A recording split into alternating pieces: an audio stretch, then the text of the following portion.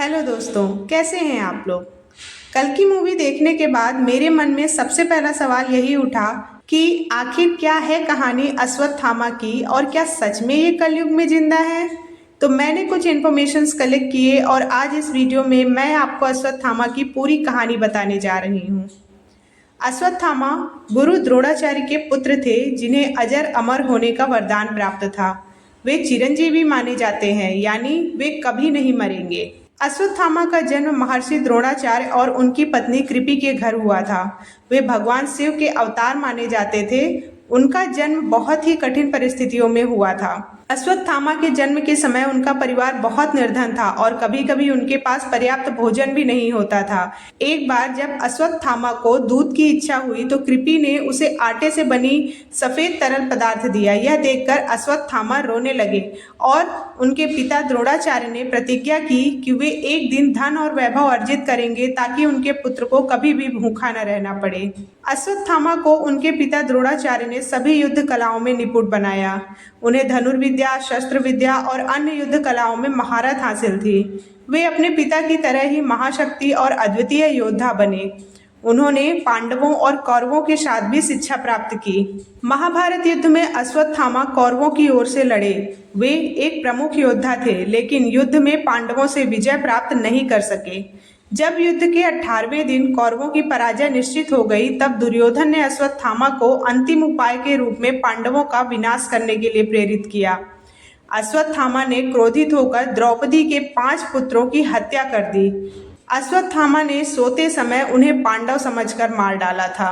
अश्वत्थामा ने एक समय पर ब्रह्मास्त्र का प्रयोग किया, जो एक अत्यंत शक्तिशाली शस्त्र था।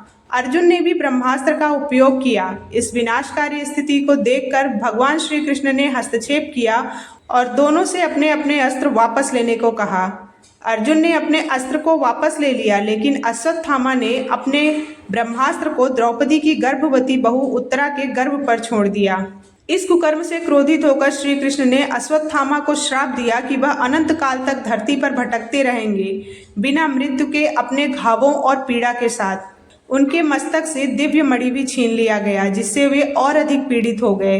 इसी श्राप के कारण अश्वत्थामा अमर हो गए, लेकिन उन्हें असीम पीड़ा सहनी पड़ी।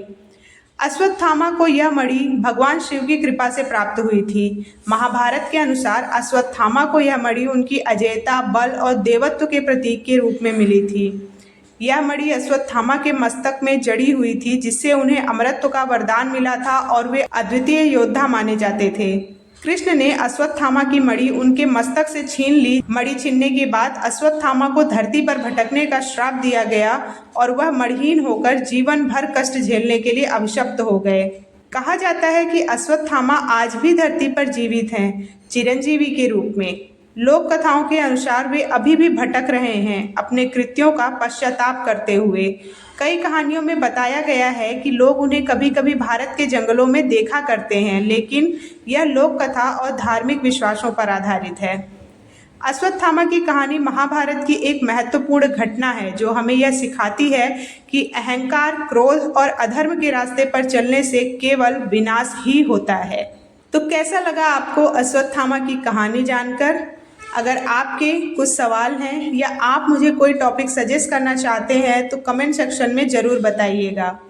वीडियो अच्छी लगी हो तो चैनल को सब्सक्राइब करना मत भूलिएगा। मिलते हैं नेक्स्ट वीडियो में। Bye bye.